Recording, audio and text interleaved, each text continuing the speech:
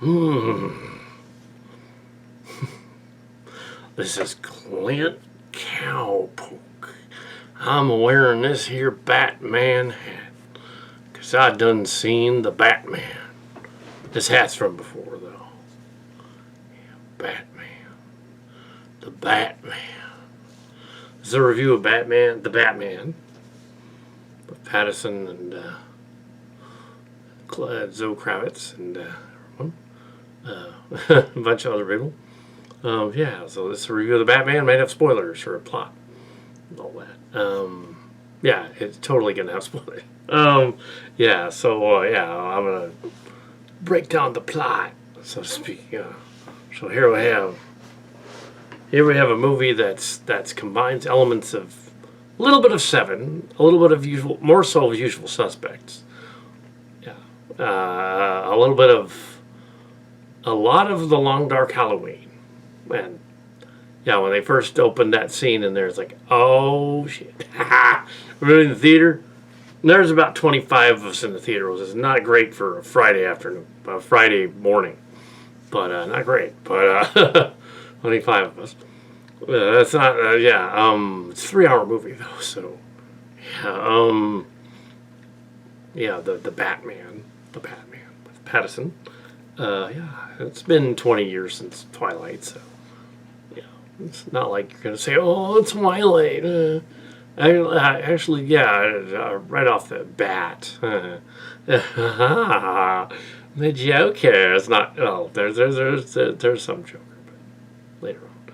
But opening scenes opens on Halloween Eve, All Hallows Eve, and I'm the only one that said, oh shit, they're doing Long Dark Halloween.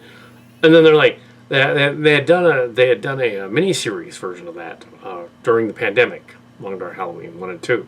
Figured if they spent that much money doing a mini-series, they're gonna do Long Dark Halloween for the next Batman. It was kind of obvious. So, and they mentioned Falcone and other guys. They're like, oh, yep, they're doing that. They're doing Long Dark Halloween.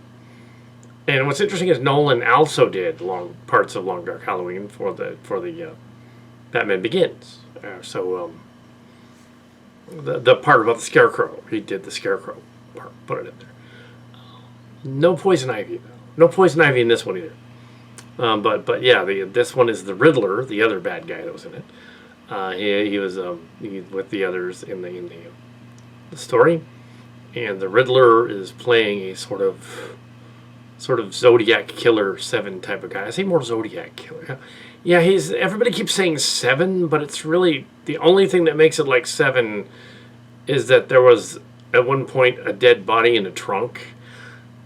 Yeah, and in this there's been other movies that have done that. I'd say Zodiac Killer, or maybe Son of Sam or something. Yeah, more like that, more like Son of Sam and Zodiac. But played as a straight up noir detective story. That was really cool. The idea that the other Batman movies have not really addressed much of the detective work. Going back to the Tim Burton one, really, the second Tim Burton one, this was very reminiscent of, except not at all funny. It's just it's played straight. But they do it in such a way that, like the Nolan one, the gadgets actually kind of work in real time. And in this one, they work in this version too, which is kind of cool. It is updated. It does take place in our time right now, and it does establish when the Joker movie took place, because it's connected at the end, at the end credits. There's a scene near the end that ties it into it. So the Joker movie did not take place in the 80s. It took place in an alternate 2000, somewhere around there. So it just looked like the 80s. So yeah, this one takes place in an alternate. This one takes place in an alternate 2020 or so, and yet it feels like 1990. So it kind of works. 1990 to 97, but not the silly Batmans. Yeah, so there's this complex thing. The Falcones and the Maronis are the two mob groups. And that's from Long Dark Halloween, and it's also from the Batman the Animated Series. It's like Matt Reeves decided to do a Batman the Animated Series live-action movie and put elements of Long Dark Halloween in it. And there's probably a little bit of Ben Affleck's original script in here, but Ben Affleck couldn't have played him because it's supposed to be Shadow of the Bat era Batman. The Batman from the late 90s, early 2000s. Batman begins literally, that idea of the start of Gotham and all that. Gotham Asylum and all that. I don't know how well a Gotham Asylum series would do apart from the game, because apparently they're going to do a series, but I think they should just stick with this and just, this is another version, another multiverse version of Batman. And, yeah, we have some trailers and stuff. So yeah, nothing too exciting with trailers. Oh, there was this weird one though. There was this weird one. The Adam Project was a trailer. Spin off on that tangent for a wee bit. We did a short story years ago, Lost Boy Generation.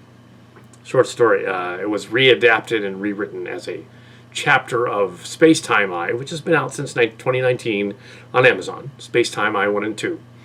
And one of the stories centered on the same plot as this movie.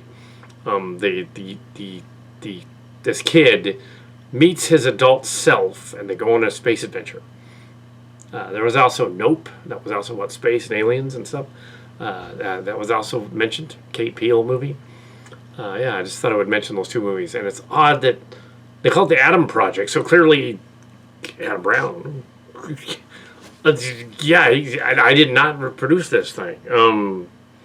They literally, okay, where's the Shimolians? That's us.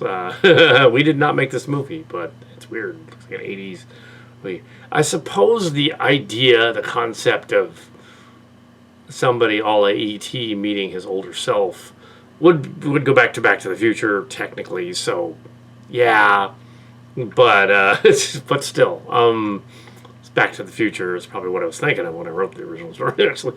But yeah, it's just So let's and it's not one of ours, but it certainly seems like it.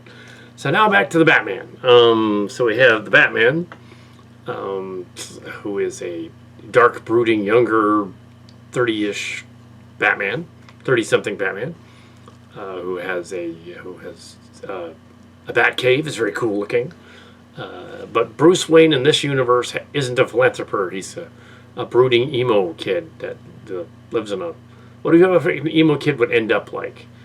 Also, you have this weird sort of a gang of bad guys in the beginning in skull suits, similar to some of the bad guys from the 90s. Also, the inspiration for the characters in My Chemical Romance in the 2000s. And then people were referencing that on the Capina show. And it's like, well, where do you think they got it from? They got it from Batman. Go back to the Tim Burton second Batman movie. They're in that. The Skull People. So that's where they got it from. Come on. Capina show is not very aware of their own Batman background. If they're that into Batman, they should know. A lot of stuff is goofy in their review there. Ooh, and the Rob character not liking the ending. He's like, wait a minute. That's kind of what happened. He's following the... Anyway, so... it was awesome in many ways. 3 hours, though. It was pretty long. It's PG-13, but really, just add 1 or 2 scenes and it's R. It's a really hard PG-13. It's like, wow, this is an intense, long movie and a noirish movie, and it is not afraid to be messed up. And from the get-go, it's messed up. It's like, holy shit. There's this opening scene that the bad guy catches this mayor dude, and they've seen in the trailer, it's actually more messed up because that was 2 different scenes in the trailer, 2 different guys. There was a later scene with a guy getting tied up. The trailers kind of showed too much, actually. Oops. The Usual Suspects coffee cup scene is actually one of the very ending scenes, near the end. They pretty much keep the Riddler puzzler / kind of combine the two, and so they but it's mainly the Riddler. But the Riddler is freaking evil and crazy as all get up. He's like jacking up this guy. He like cuts off his finger, and then he like tapes his head and shit, puts him down there, and for the cops to find later. Damn. While Batman's fighting the Skull people in the sub that lead the guy off the subway to beat him up. No. The Batman character in this is actually more menacing than the one in the Nolan one. Part of that is that the voice that he's using is more realistic to Batman from the darker universe because it works better. Nolan got carried away with the whole Batman, so that by The Dark Knight Returns it didn't make any sense, and he didn't care. He was like, I don't care that you can't understand Bane when he talks. And it's like, he didn't have to do that. No, make Batman just kind of pitch bend his voice a little bit. Not to the point that he's growling into the camera, but it's pitch bent a little bit. So he sounds a little different than Bruce Wayne. And you figure a Bruce Wayne that grew up in a different universe would have different backstory than the Affleck Batman from just a few years ago. The Affleck Batman is older, and he's in his 50s, and he has all this other stuff that happened. His version of Robin died and became the Red Hood and all that, and which they were going to do. They were going to do Red Hood. Now they're not going to. At least not the Snyderverse version. They were going to show Nightwing. They're not going to do that now. But maybe later they'll do something with that. Yeah, all the Snyderverse stuff got dropped for that weird into the Snyderverse. Justice League. Yeah, this is in the same universe as the Joker movie, basically. So just yeah. So we have Cowpoke accents going everywhere, but it doesn't matter because clearly the Kal Cat's doing the Cowpoke at the same time. That's not what it is. Just to be nuts. But yes. So yeah, it's totally late, like messed up. Like Commissioner Gordon likes Batman because they're allies, and but the chief guy doesn't like him. The New York accents are on point. The other accents are on point. They filmed some of this at Pinewood Studios. They filmed some of it in Chicago, and some of it in L.A. studios, but mainly Pinewood, and somewhere in Quebec, and of course they probably had some other stuff too. Yes, and there is the subway fight scene is where you get to see one of the cast get beat up by Batman, which is awesome. So, beat up by the Twilight guy. Okay, but yeah,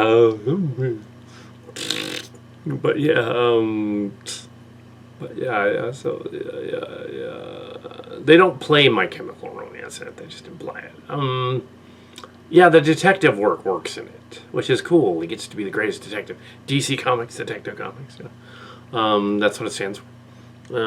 So you get to see Batman doing detective work as Batman quite a lot, figuring things out and riddles and things. Really gonna go too much into all the details, but here's what the thoughts on it and all. It has them trying to solve the case of what the Riddler is killing prominent mayors and senators and stuff, and killing other guys and adding up crazy clues and doing the thing.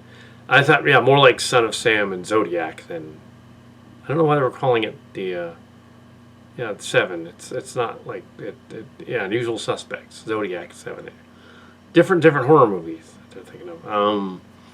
Because he was all about riddles and ciphers and stuff. Yeah. Anyway, so but and a little bit of the Unabomber thrown in there just for fun. And then he has this crazy costume thing, is sort of a ski mask thing with regular glasses over it. Which is odd. And when they unmask the villain, he looks like my half brother, which is hilarious. It's not, but it would be funny.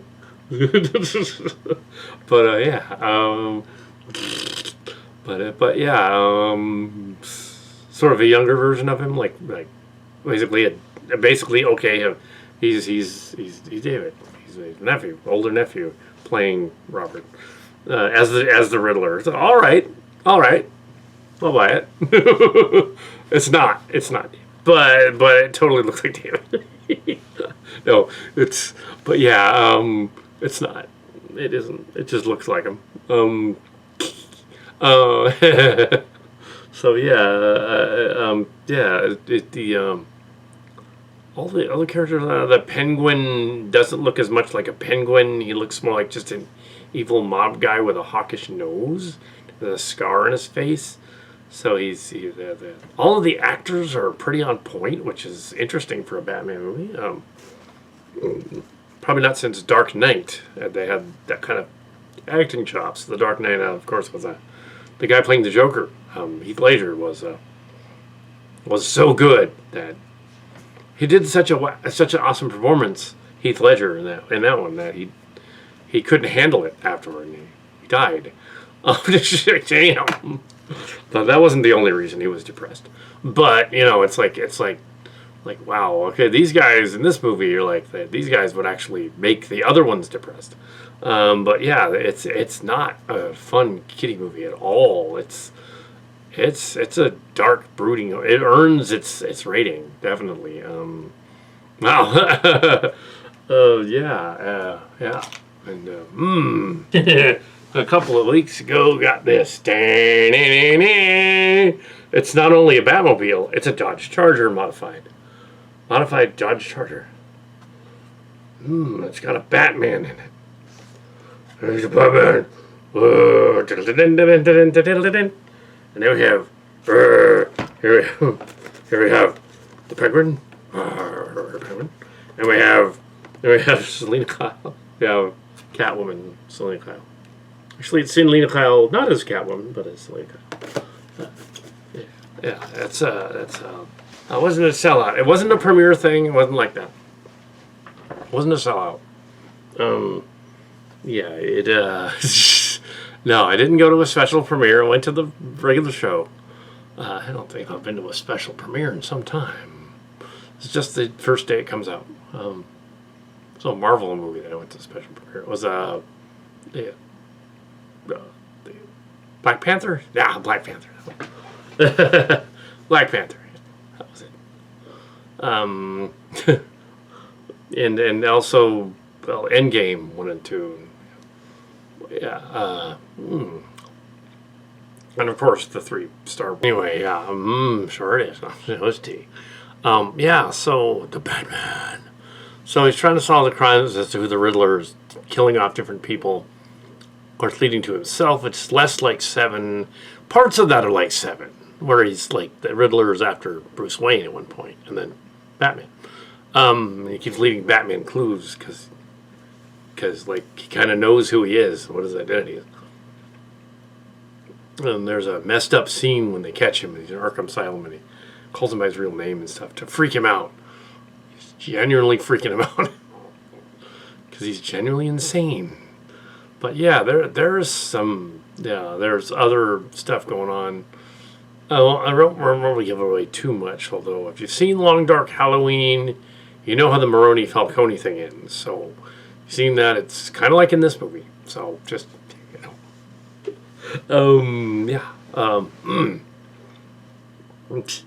And yeah,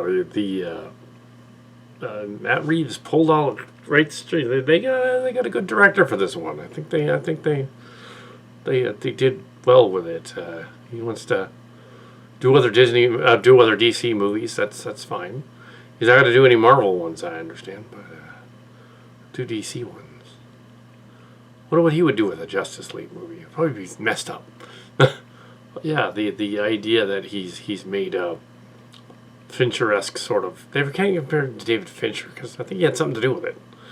But yeah, it's more so than Nolan, I would say. Yeah, there's a little Fincher in there.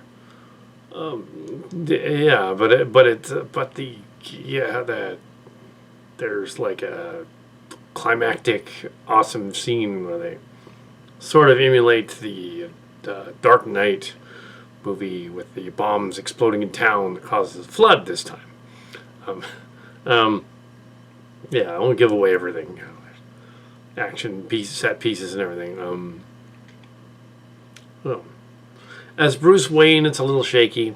He doesn't come off as Bruce Wayne so much. Comes off more like he's just completely tormented to the point that he's kind of nuts. So they're not super. He does nail the idea of a vigilante watchman kind of Dark Knight character doing what he's doing. Patterson really knows how to do a Batman, and that's awesome. Affleck has kind of that same tone, like an older version, but because he knows the character in the setting. But I think here Patterson is able to nail the part. And it's not just because he's a Twilight fan. No, I was not a Twilight fan. Team Edward. Not kidding. No, no, I was not. I was not a Twihead. Not at all. Yeah. Ooh, the fourth movie was embarrassing. The Twilight series. But yeah, it was a dream, but it wasn't. But it was. I didn't do that here, unfortunately. The relationship between Batman and Selina Kyle / Catwoman is awesome. There's the backstory of she's living in a sleazy, seedy apartment with a Russian girl who was then kidnapped by the bad guys and killed, and there's a whole story arc with that. There's a story arc with what she's related to the Maronis and Falcones. Story about that. There's trying to figure out what this bat rat guy, Loretta is thing. Different kinds of stool pigeons and bats and birds and all that. And for 3 hours, it does move along quite quickly. So it's not like you're never bored, which is interesting. And when they do talk softly, they do project, which is nice. They do talk softly, and that is annoying in movies. But in this case, it was XD theater, so they project. You could hear them. It wasn't like they're all. They have been listening to the Kal Cat show because on 1 or 2 points, instead of some of Hollywood movies, including superhero movies, whenever they go into a nightclub, they can always be heard, and they wouldn't be because the nightclub is loud and you can't hear each other. And at one point, Batman sends Selina Kyle into the club, the secret mob club, to go spy on people and find out where the senator guy is and stuff, and where the mobster guy is, and sends her in there. And the sound is like deafening when they go through the club part. And Batman's like doing something with the controls and like screens out the background noise. They were paying attention to my channel. It's like, okay, at least they made an exclamation for, all right, now you can hear her because he screened out the background. Even though that kind of makes no sense, that like white noise screener thing. But at least they had enough good, they were that detailed enough in the script that they're like, yeah, well, let's make it so like her Bluetooth can pick up just hit. And then she can talk to the guy and we'll hear their conversations, but not the other ones going on in cacophony behind her. Fine, that's cool. That's neat. That's sort of a Mission Impossible type of thing going on. But yeah, normally in bars and clubs you can't hear anybody. It's impossible. Yeah. But yeah. The Falcone thing. I don't want to give away too much. I'm not necessarily gonna go over the whole thing play by play later. Either is opening day and whatever. I usually don't go play by play with my reviews. I usually just talk about them. That's what I thought of the movie. The Cowpoke voice went away, and it's Kal Cat. Sort of like in the movie, how he's sort of Bruce Wayne in the middle, and at the end he's back to being Cowpoke again. No. The philanthropy thing is missing, but that's a plot point. There are a few oddities. There's at one point this mayor lady gets shot, but then she's not, or something, or not wounded, or something, or did they miss? That was a little odd. I don't know if they could have just said she shot at, I guess, but I thought they actually shot her. The lady. There was these bad guy he's the guy, the Riddler, is a influencer. So he manages to influence via the internet, the dark web, or whatever, his followers to be bad guys during the explodey ending scene. And Rob, formerly of Axanar, who was over there on the John Campina show, was complaining about the ending. And I don't know why, because the ending is exactly like doesn't that dude's a little older than me? Doesn't he remember like the Long Dark Halloween? He seems to be a Batman guy. Like, remember that? And kind of ended that way in the movie, in that comic book. And he kept saying Dark Knight Returns, and Batman Returns. But the Dark Knight Returns comic book from '89 didn't have that ending. So if he was just getting the book wrong, that's kind of funny. Yeah, it's not Shadow of the Bat, although he does reference it. It would be a little after Shadow of the Bat, and after Gotham, and after that stuff. So, yeah. I'm sure the Batman expert Tim in his prime, Tim Cantrell, would know even more about that. But yeah, I'm sure he liked it. But yes, but even I could tell that, and I was like, yeah, there's nothing wrong with the ending. It's like, well, you don't want to keep on going for another hour. Clearly, it's set up for a sequel, but so what? You know, it was I liked the asylum scene where the guy was like, there was somebody else in the other cell, and he starts chattering to the guy to the Riddler, and gives him the riddle about being a friend, or like, and then he starts cackling because he's the Joker. Clearly, he's been in there for a while. The Joker. And yeah, they don't do the origin story, but they do reference it quite a bit because they don't need to do the origin story again. But he's not the Affleck Batman. He's the other universe Batman.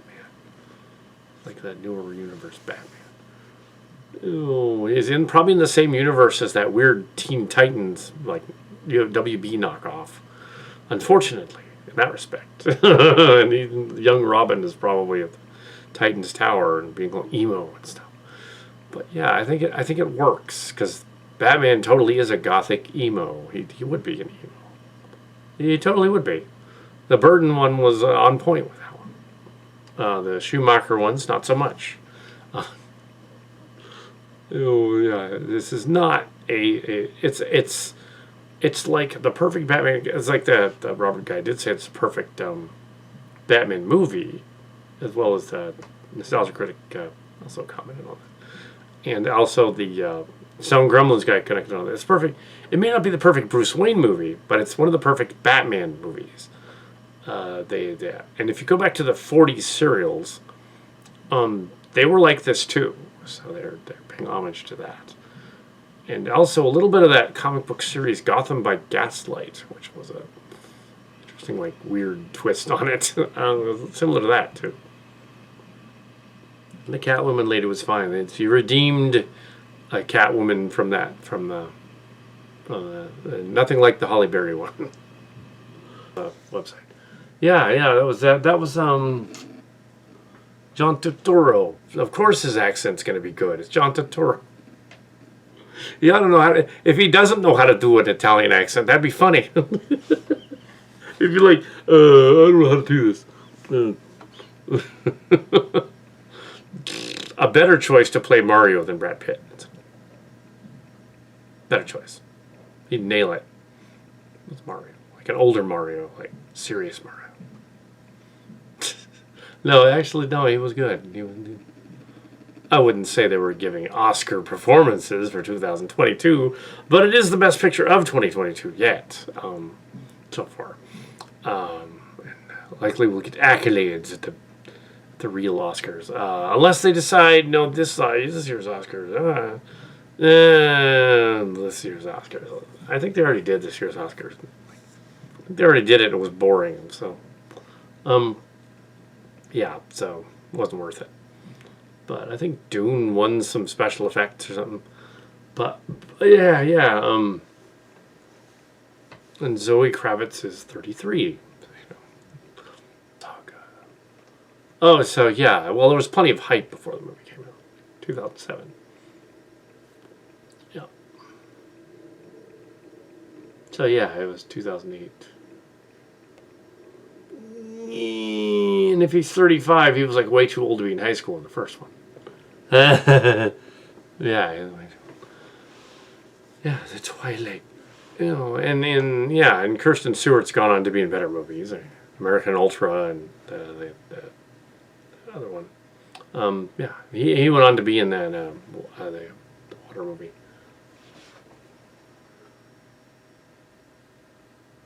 Oh, he was allegedly in Tenet. I never saw Tenet.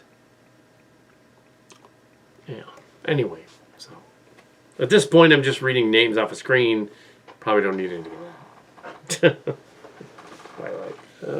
Yeah, but yeah, Batman, 4 stars. Right out easily, 4 stars. Yeah, there you go.